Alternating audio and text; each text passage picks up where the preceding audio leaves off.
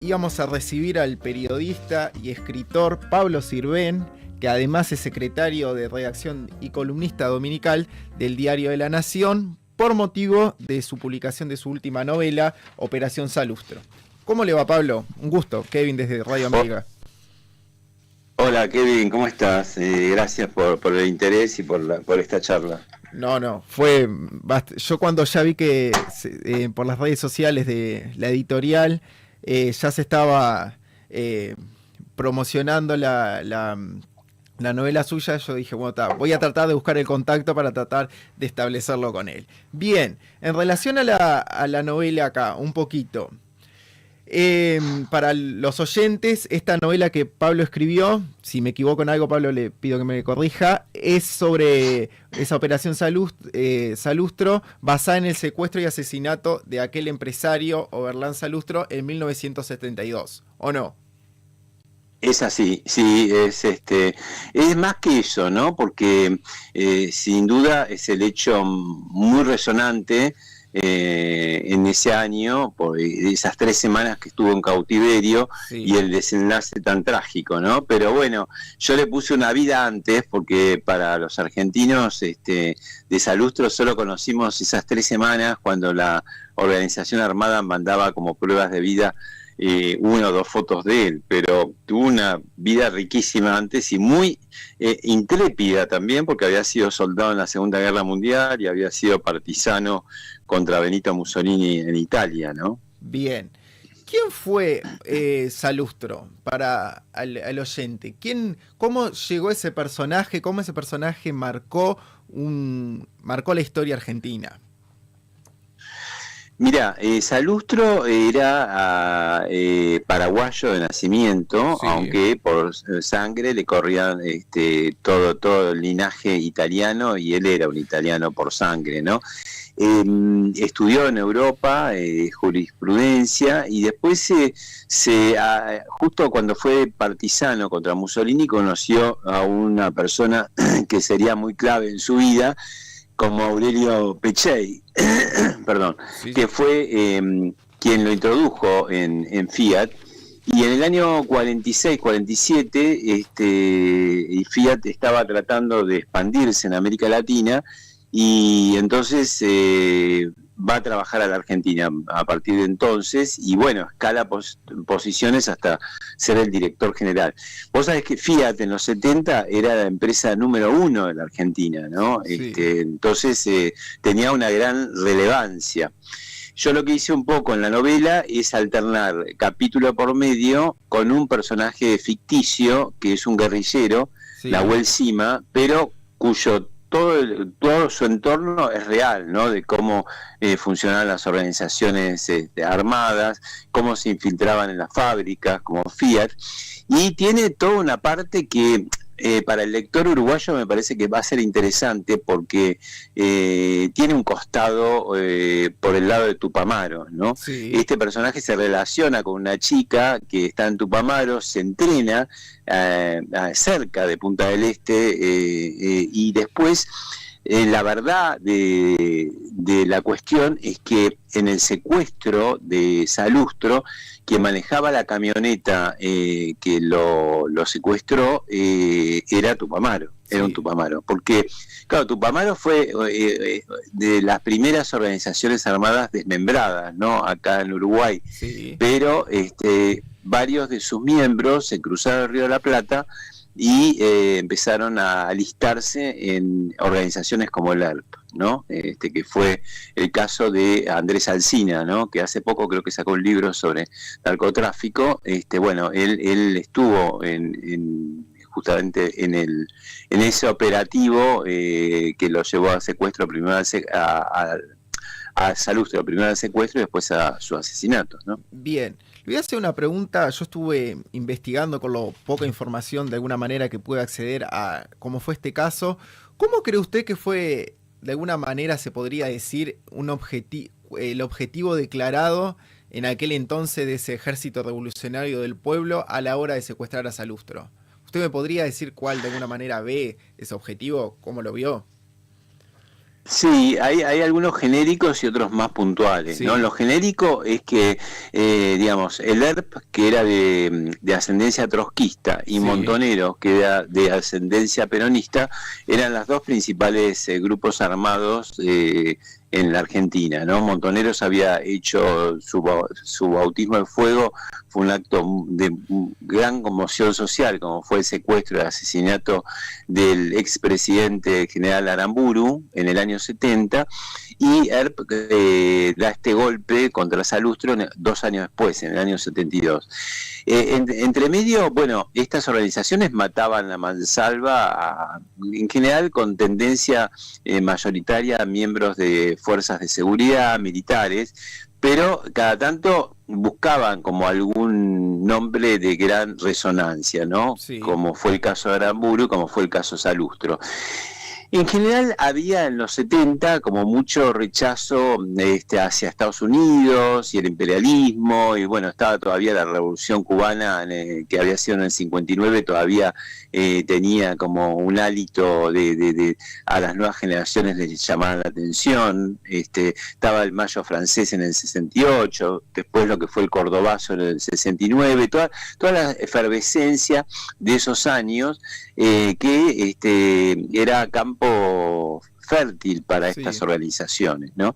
Ahora, Salustro, vos sabés que yo investigando llegué a ver diarios italianos de esa época y se preguntaban en voz alta al principio diciendo, claro, la inmigración italiana en la Argentina fue muy importante, ¿no? En un poco más de 100 años entraron 3 millones de italianos, ¿no? En muchos apellidos, desde la primera junta de gobierno hay italianos y, claro, cuando vino una tercera oleada en los años 50 del siglo pasado, ya eran italianos más formados, capacitados, con títulos, tales así que les llamaban los ingenieros, ¿no? sí, Como que venían, ya no venían con un brazo atrás y otro adelante a hacerse la América, sino que ya tenían como su capital. Entonces llegan grandes apellidos que hoy en día siguen siendo muy importantes en la industria argentina, como los Roca, los Macri, los sí, Terrabuzzi, bueno, muchos apellidos. Y entre otros, digamos, Salustro es un ejecutivo, no era un dueño de una empresa.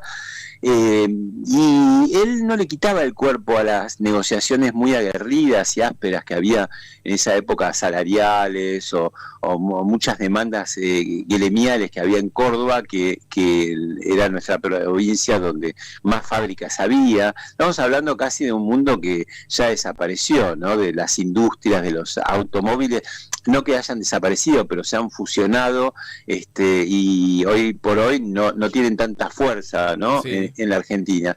Así que él pasó a ser como un móvil, ¿no? Como decir, bueno, este señor es muy importante, corta el bacalao en la economía, en la empresarial argentina, y es un nombre preciado por la industria, va a hacer ruido. Hizo tanto ruido que en Italia también seguían el caso muy de cerca, ni te cuento Uruguay, ¿no? Que Sí. siempre estamos muy pendientes de los dos países de los que nos pasa, ¿no?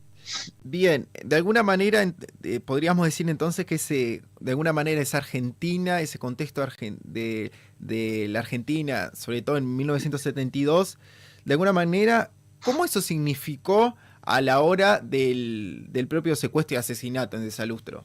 Porque yo cuando leí un poco por arriba el libro, sinceramente, y leí también un poco los artículos que pude ver, dejaban como que ese contexto histórico de alguna manera, no sé si había sido, ¿cómo le puedo decir? Ameno para que eso suceda, o había como tenido las condiciones ideales para que eso suceda. A ver, sí, un poco como te explicaba, había como un terreno fértil en cuanto a la efervescencia y el malestar que Sí, había de la politización, había huelgas y conatos populares, veníamos, ya te digo, del Mayo francés, que a sí, nivel mundial también había sido como un grito de libertad, todavía estaba la Revolución Cubana bastante novedosa, no la de hoy que ya no tiene ni energía ni luz, pero en ese momento me parece que muchas juventudes vieron, se inspiraron en que esos movimientos a través de la violencia podían cambiar el sistema. Te aclaro que en esa época la Argentina tenía solamente un 4% de pobreza y una deuda externa de tan solo 5.000 millones de dólares, Sí. comparado con hoy, ¿no? Que se habla de 30, 40% de pobreza y una deuda infernal de 400.000 millones de dólares, estábamos bastante bien, te diría. Había un gobierno militar, un gobierno de facto, y Sí. eso, bueno, que puede ser una gran excusa para ir contra ellos. Era el general Lanusse, que estaba pensando en una normalización democrática. De hecho, estaba por volver después de 18 años de exilio a la Argentina, Juan Domingo Perón. Y claro, esto vino a caer justo en medio de esos prolegómenos, con lo cual el presidente militar tenía mucha presión de sus sectores más radicalizados para que combatiera muy firmemente a la guerrilla. Y de hecho, él no transó en ninguno de los condiciones que pusieron, que era la liberación de los gremialistas que habían sido detenidos. Lo peor es que pedían también que liberaran 50 presos pila y se pudieran ir vía aérea a Argelia. Por supuesto, el gobierno no accedió a eso. Sí. Y te cuento un dato, Kevin, que Sí. el secuestro estuvo tan mal hecho, no porque puedan hacerse bien los secuestros, pero digo, fue Sí. tan desprolijo que lo iban pasando de una guarida a la otra y eso iba dejando en el camino muchos rastros. Entonces no le fue tan difícil a las fuerzas de seguridad encontrar la guarida final, pero eso significó la muerte de Salustro, ¿no? Porque entre el tiroteo y que se querían escapar, decidieron ultimarlo, ¿no? Y bueno, fue una gran conmoción. Ya te digo, en Italia fueron titulares Sí. cuando lo mataron a Salustro. ¿Cómo le nace la idea de escribir sobre Salustro? Bueno, muy accidentalmente, te digo, yo no tenía planeado escribir sobre este caso, Sí. pero bueno, como es la vida, viste que los caminos de las casualidades se dan, cubriendo una noticia, que había mucha gente, se me acerca un señor bastante mayor, y empezamos a hablar de distintos temas y de pronto me cuenta que había sido asistente directo de Salustro. Sí. Y yo lo único que me acordaba de Salustro es que en mi adolescencia, yo tenía 14 años cuando sucedieron esos hechos, lo que había pasado, que había visto un señor 3 semanas en las tapas de los diarios y en los noticieros, y su foto, y después que lo ultimaron, ¿no? Sí. Un día que también mataron a un general muy importante. El mismo día fue un día muy inquietante en Argentina porque fueron 2 crímenes de mucha sonoridad el mismo día, ¿no? Entonces, cuando este hombre me empieza a contar cosas de la vida de Salustro que yo no conocía, dije, bueno, me parece que acá hay para tirar de la piola, y de hecho tardé como, no te digo un año, pero cerca de un año en tomar la decisión de escribir el libro. Mientras tanto fui como tirando de la piola, averiguando cosas, juntando bibliografía, testimonios y todo, y me di cuenta que tenía una vida realmente este hombre muy apasionante, y que yo quería colocarle una vida antes de esas 3 semanas, ¿viste? Sí. Porque para todos los argentinos, este hombre había nacido cuando el 20 de marzo del 72, cuando lo secuestran, y murió el 10 de abril del 72, cuando lo matan, ¿no? Y era lo único que sabíamos. Un hombre muy importante dentro de la industria, o sea, era muy conocido a nivel político y a nivel empresarial, pero te digo que él andaba por la calle sin custodia y nadie se daba vuelta para mirarlo, ¿no? Y sin embargo, esas 3 semanas sí, su cara se hizo archi célebre porque se repetía continuamente, ¿no? Y entonces me pareció que era interesante meterle los 56 años anteriores a su vida. Lo mataron a esa edad, a la Sí. plenitud para un CEO de una compañía, Y bueno, la verdad que no me equivoqué, fue muy, muy interesante averiguarlo y tomar el gran desafío de contarlo en primera persona, porque esto es lo que tiene un poco de ficción la novela, que el que nos cuenta, que es un relator del siglo XX, de la historia del automóvil, es el propio Salustro, ¿no? Como así el Sí, guerrillero también habla en primera persona, pero más que hablar, escribe, porque tiene un diario, ¿no? Uno habla desde, no sé, no es desde más allá porque es un espíritu, pero él sí, cuenta todo, cuenta hasta su muerte y cuenta qué pasa después de su muerte, que siguen matando gerentes de la Fiat, que cuando viene la dictadura militar en el 76 desaparecen un montón de obreros, y hasta llega hasta el auto eléctrico hoy, qué pasa con la industria hoy. sí. En ese sentido, bueno, ahí está un poco la parte de literatura, pero te cuento que el periodista se impuso al escritor porque todo lo que se pone tiene que ver con datos puros y duros, ¿viste? Sí. No inventados, ¿no?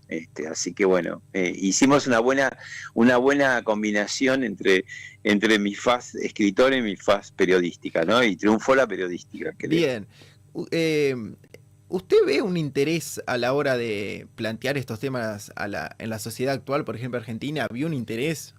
¿O cree que de alguna manera también cuesta un poquito conocer un poquito ese pasado reciente de alguna manera? ¿Quién fue? ¿Qué lugar ocupó en el caso Salustro en la sociedad argentina? ¿Cómo ve el interés en la sociedad a la hora cuando se abarcan estos temas? Mira, en la sociedad argentina los libros de los años 70 Sí, siempre han funcionado, siguen funcionando porque creo que es como una especie de asignatura pendiente, ¿no? sí, Te dirían los psiquiatras, los psicólogos, es un trauma mal elaborado y no completado que tiene la sociedad argentina. Entonces, una y otra vez volvemos recurrentemente a esos episodios, ¿no? sí, Primero malversados por los militares, después malversados por el kirchnerismo, contados, tironeados, viste, los jóvenes idealistas por un lado, que fueron masacrados, los militares represores, asesinos, genocidio, y en sí. realidad en el medio hay otra historia, ¿no? Una historia que se parece más a la real. Entonces, siempre hay como un volver a esos hechos. De todos modos, insisto, mi libro, Operación Salustro, no se queda en el libro de los 70, sino que es como un libro que abarca mucho más, ¿no? Que tiene que ver con las historias del siglo XX, que tiene que ver con nuestra cercanía afectiva y cultural con los autos, ¿no? El Sí, Fitito, el Citroën, lo que fue el Falcon Verde en la dictadura para nosotros, o sea, sí. también se va como celebrando una historia del automóvil. Y bueno, a mí me interesó escribirla y me pareció que la tenía que contar de una manera amena, creo que está contada de una manera amena, y siempre una historia de una persona, si la sabés contar, me parece que siempre interesa, ¿no? Hay costados interesantes, más en el caso de este hombre, que digo, pelear en la Segunda Guerra y sobrevivir a la Segunda Guerra y pelear contra nada más y nada menos que Mussolini y sobrevivir y venir a morir así paradójicamente en lo mejor de su momento empresario, bueno, parece que es una historia para mí de película, filtro yo, digo, me parece que es una historia merecedora de una miniserie o de una película, ¿no? Es muy atrapante toda esa historia. Bien, para ir cerrando un poquito ya la entrevista, ¿qué recomendación o de alguna manera o consejo sí le daría al lector cuando se encuentre con su novela? ¿Qué le diría como primer? Y a ver, yo creo que es lo que hago yo, ¿no? Como Sí, lector, es entregarme a la lectura y, bueno, dejarse llevar, ponerse... Al ser en primera persona, lo que me pasó a mí para escribirla es que me sí, tuve que comprometer mucho con las sensaciones, los sentimientos de esa persona, ¿no? O sea, yo no la conté a la distancia, como decir, bueno, soy en tercera persona, le está pasando allá lejos a este hombre. Yo me investí de esa persona, entonces lo sentí y pude narrarlo desde ahí. Creo que eso mismo le sucede al lector. Cuando vos empezás a leer, sí, toma tu mente, tu cabeza, tu corazón, el relato. Y el relato es en primera persona, te lo está contando Salustro, te lo está contando el guerrillero, ¿no? Entonces, de alguna manera creo que sentís, o eso procuré hacerlo, sentí sensaciones que son más íntimas, ¿no? Al ser contadas en primera persona. Vos sabés que yo vine hace unos días y estuve presentando con muchísima gente en un hotel de Punta del Este un ciclo que presenta Diego Fischer, ¿no? Bien. Y estuve contando un poco esto también, y bueno, también acá, si bien no es tan fácil encontrar en Uruguay, por lo menos en Punta del Este, en librería de Virrey, en los shopping, está, ¿no? Sí. Aquellos que les interesa. Y ya les digo, Uruguay no es un tema menor en la novela, aparece mucho por el tema de la vinculación con Tupamaros, que es bien interesante, que yo no la conocía, ¿no? Y que tuvo mucho que ver en todo este caso, ¿no? Bien.